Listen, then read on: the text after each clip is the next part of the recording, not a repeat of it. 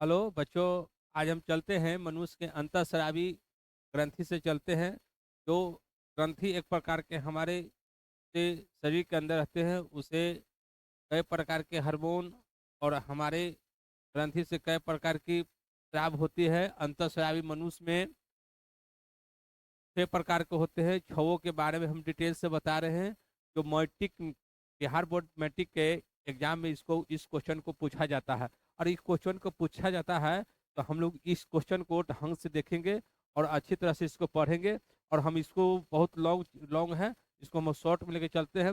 फिर इसके बाद हम लोग इसको शॉर्ट में बता रहे हैं। और इस चीज को आप पहला चीज कीजिए कि इसका स्क्रीनशॉट आप ले लीजिए। इसका स्क्रीनशॉट ले लीजिए और ये स्क्रीनशॉट ले लीजिए। फिर इसके बाद हम अलग फिर बताएंगे, एक एक पार्ट को अलग अलग छो अंतःस्रावी ग्रंथि को हम लोग बताएंगे। और इस चीज को आप शॉर्ट में समझिए, शॉर्ट में हम समझा रहे हैं क्योंकि आपको दिक्कत ना हो मैट्रिक के एग्जाम में लिखने के लिए। और एक इसमें से क्वेश्चन आपका 1 या 2 नंबर का भी पूछा जाएगा। और इसको हम लोग डिटेल में शुरू से छः को डिटेल में हम बता रहे हैं और बहुत छोटा सा शब्द में बता रहे हैं। और इस पे इन्हें ध्यान दीजिएगा कि सर बहुत शॉर्ट में बताए हैं, कुछ कुछ छोड़ दिए हैं, ऐसी चीज़ नहीं।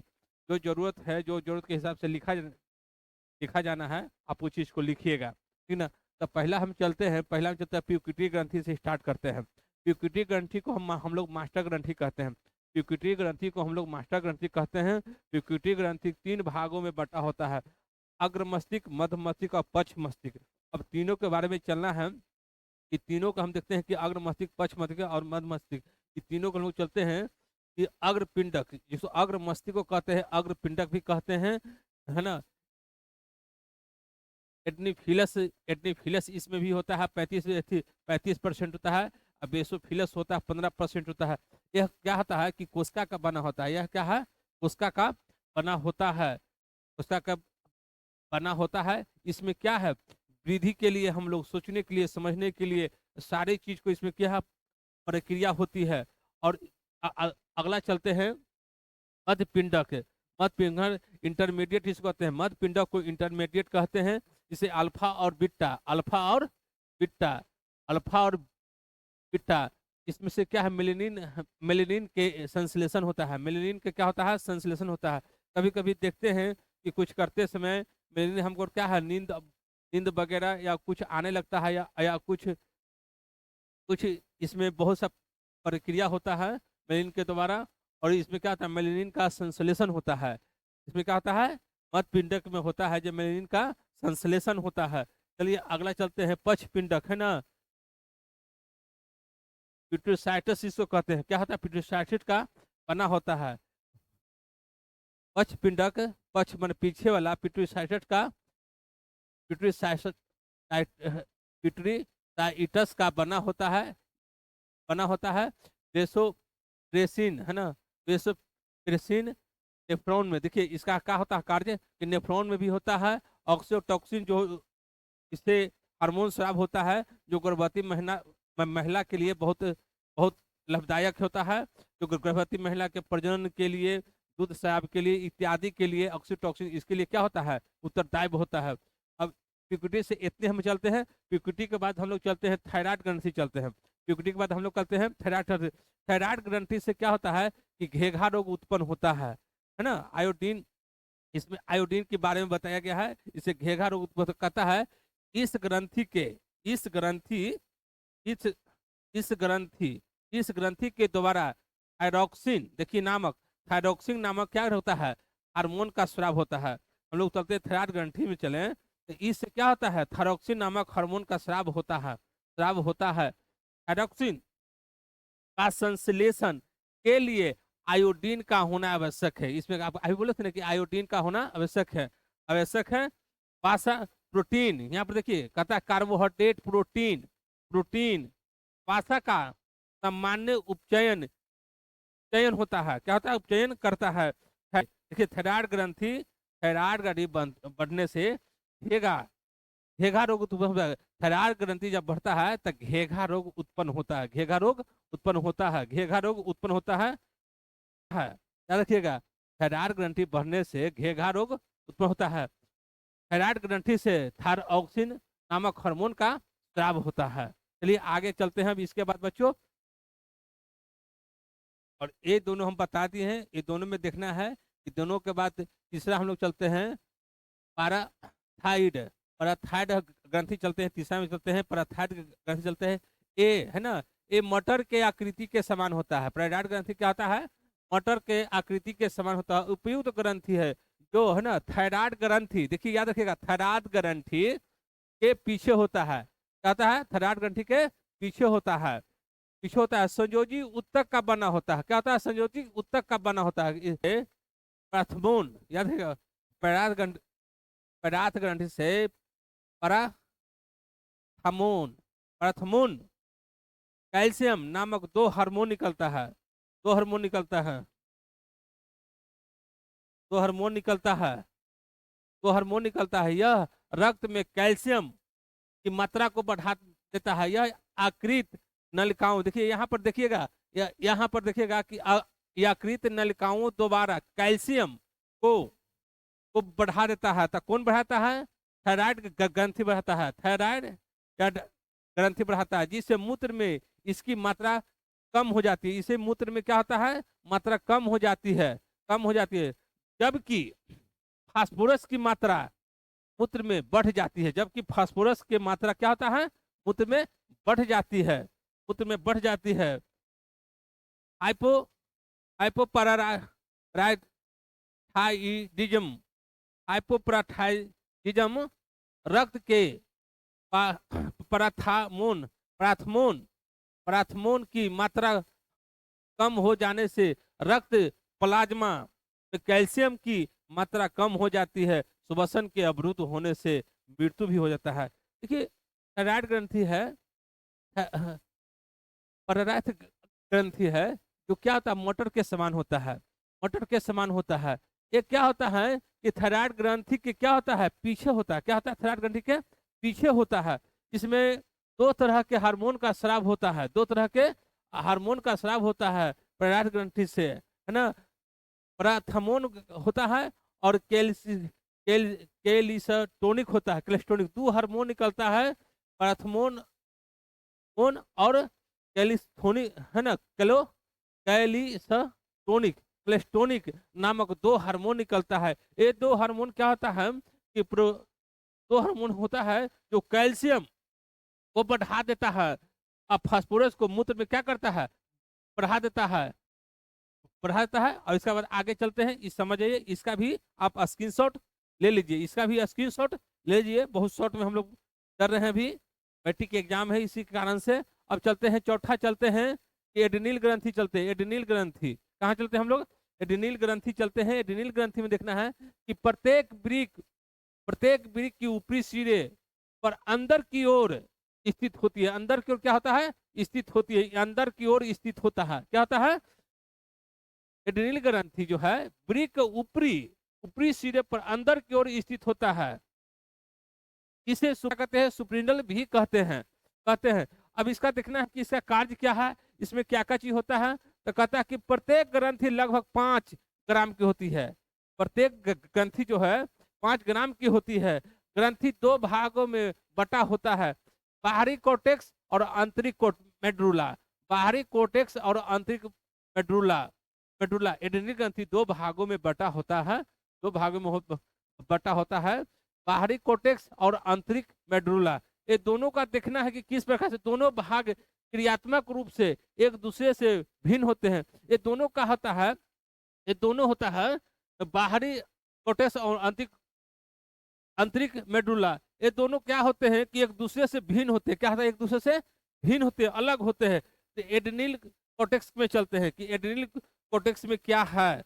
अब एड्रीनल कोर्टेक्स में क्या कि इसको भी 3 भागों में बांटा गया है। तीनों का काम क्या है? भिन्न भिन्न प्रकार के कार्य करते हैं, भिन्न भिन्न प्रकार के हार्मोन निकालते हैं, भिन्न भिन्न प्रकार के। ये तीनों भिन्न भिन्न प्रकार क्या करते हैं? हार्मोन निकालते हैं, जो हमारे शरीर के लिए रोग उत्पन्न भी करते हैं और अच्छा भी करते हैं। ये तीनों का आप लिख लीजिएगा।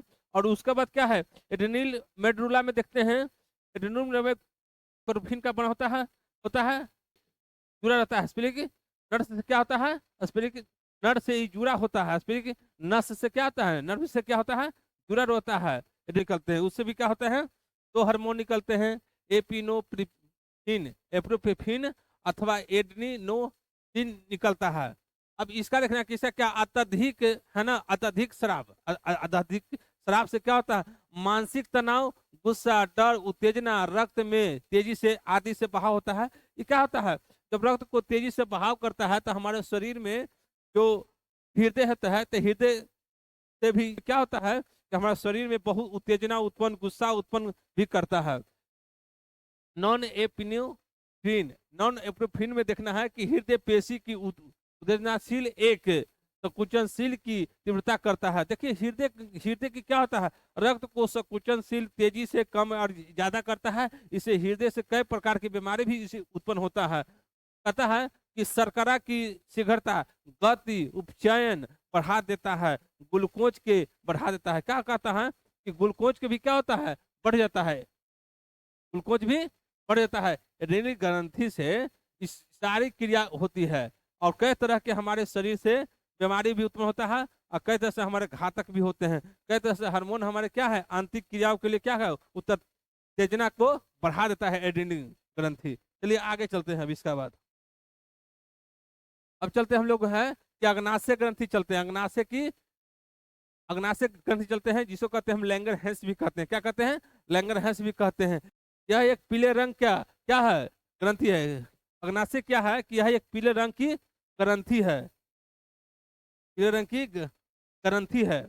यह क्या है, अग्नाशय एक पीले रंग की ग्रंथि है।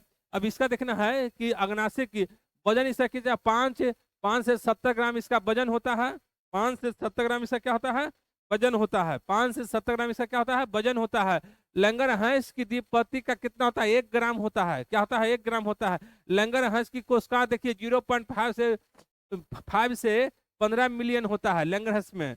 अब कहता है यह है अग्नाशय एक आयो है ना, अग्नाशय एवं डायोडिनम, अग्नाशय एवं डायोडिनम के बीच स्थित होता है। क्या होता है, बीच स्थित होता है। अंतःस्रावी ग्रंथि का कार्य करता है। क्या करता है, अंदर की ओर विभिन्न प्रकार के स्राव करता है। इससे 3 प्रकार कोशिकाओं का बना होता है। एक के 3 प्रकार की कोशिकाओं को बना होता है। Alpha alpha beta gamma, alpha beta 3 प्रकार की कोशिकाओं को बनाता है। कोशिका की संख्या, इसकी कोशिका की संख्या देखिए कि अल्फा में कोशिका की संख्या 20 से 30% होता है और बीटा में 60 से 80% होता है। देखिए 80% होता है। और डेल्टा में देखिए, डेल्टा में होता है अल्फा बीटा डेल्टा, और अब अल्फा बीटा डेल्टा होता है। अब इसको देखना कि 8% होता है, डेल्टा में कितना, 8%। अब देखिए हम लोग चलते हैं अल्फा में, चलते हैं कि ग्लूकोज हार्मोन का स्राव करता है। अल्फा में क्या करता है कि ग्लूकोज हार्मोन का स्राव होता है। और बीटा में देखना है कि इंसुलिन हार्मोन का स्राव होता है। और डेल्टा में देखना है ना, गैस्ट्रिक तथा है ना, गैस्ट्रिक का स्राव होता है। क्या होता है, गैस्ट्रिन का स्राव, सॉरी गैस्ट्रिन का स्राव होता है, गैस्ट्रिन का स्राव होता है। आप इसका स्क्रीनशॉट ले लीजिए, इसका भी आप स्क्रीनशॉट ले लीजिए, बहुत शॉर्ट में है।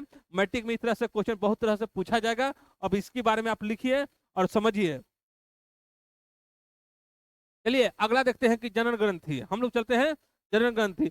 जनन ग्रंथि में 2 तरह की भाग होता है ना, नर और मादा। जनन ग्रंथि को 2 भागों में बांटा गया है, नर और मादा में बांटा गया है। नर और मादा, देखिए नर और मादा। अब देखना है कि नर में वृषण पाया जाता है, वृषण पाया जाता है, और मादा में अंडाशय पाया जाता है। तो हम लोग चलते हैं नर में, चलते हैं कि नर के क्या है, नर में क्या कार्य करता है, जनन ग्रंथि से होता है और कौन सा हार्मोन निकलता है। कि नर हार्मोन को है ना एंड्रोजन कहते हैं। नर हार्मोन को क्या कहते हैं, एंड्रोजन कहते हैं। याद रखिएगा, नर हार्मोन को एग्जेक्टिव भी क्वेश्चन पूछेगा इस तरह से कि नर हार्मोन को क्या कहते हैं, तो एंड्रोजन कहते हैं। क्या कहते हैं, एंड्रोजन कहते हैं।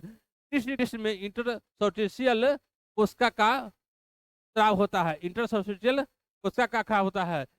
टेस्टोजन क्या है कि सबसे प्रमुख एंड्रोजन है। याद रखिएगा, इस चीज को एग्जेक्टिव में पूछेगा कि कौन सा जरूरी है। द्वितीय लैंगिक का मतलब होता है कि जब बालक से, जब है ना युवा अवस्था में जाता है बच्चा, तो द्वितीय चरण में जब जाता है बच्चा, तो इसमें सारी क्रिया जनन की होती है। इसमें क्या होता है, द्वितीय लैंगिक जनन लक्षण देखना हमको कि लक्षण में क्या होता है कि यौन आचार। क्या होता है, यौन आचरण। यौन आचरण का मतलब होता है कि बच्चा में सब चीज परिवर्तन होता है। शरीर के अंदर जितना भी होता है एस्ट्रोजन के जब स्राव होता है, शरीर में जब बढ़ोतरी होता है तो कई तरह के क्या होता है उस लड़का में क्या होता है, नर में क्या होता है, कई तरह से क्या होता है परिवर्तन होता है। जैसे यौन का आचरण करना है ना, जिसको कहते हैं सेक्स। आवाज में क्या होता है परिवर्तन है ना, अब आवाज में क्या होता है परिवर्तन आ जाता है ना। पेशी एवं अस्थि में क्या होता है परिवर्तन आना, पेशी एवं अस्थि में परिवर्तन। जैसे सब चीज परिवर्तन है, मूछ आना, दाढ़ी आना, बहुत तरह से शरीर में परिवर्तन होना। ये क्या होता है आवाज में परिवर्तन होना। एक नर्म होता है एस्ट्रोजन जब का स्राव होता है, टेस्टोजन सबसे इसका क्या होता है प्रमुख है, एंट्रोजन का है। चलिए इसका अब इसके बाद चलते हैं हम लोग मादा में चलते हैं। इसके बाद क्या चलते हैं बच्चों, मादा में चलते हैं। देख लीजिए मादा में क्या है एस्ट्रोजन है, एंट्रोजन पुरुष में होता है और एस्ट्रोजन क्या होता है महिला में होता है। अब महिला में होता है जो है ना कपल लिटियम से निकलने वाला हार्मोन प्रोजेस्टेरोन, प्रोजेस्टेरोन कहते हैं। क्या कहते हैं प्रोजेस्टेरोन कहते हैं। तथा रिलैक्सिन रिलैक्सिन रिलैक्सिन भी इसे क्या होता है, तथा रिलैक्सिन भी इसको कहते हैं। एस्ट्रोजन के बाद देखते हैं एस्ट्रोजन जब होता है तो जनन अंग में क्या होता है, जनन अंग में उसको पेशीय में सारी प्रक्रिया जनन अंग का क्या होता है बढ़ोतरी हो जाता है। प्रजनन के लिए क्या करता है उत्तरदायित्व करता है। उत्तर की क्या होता है विकास होता है। अंडे बाहनी पेशियों में संकुचन आना क्या होता है विकास करना, और संकुचन होना क्या होता है निर्माण होता है। द्वितीय लैंगिक के लक्षण देखना है कि लड़की में स्तन का विकास होना, आवाज में परिवर्तन होना, और कई जगह पर हमारे शरीर के अंदर रंग में परिवर्तन हो जाता है। यही आपका जनन ग्रंथि में है।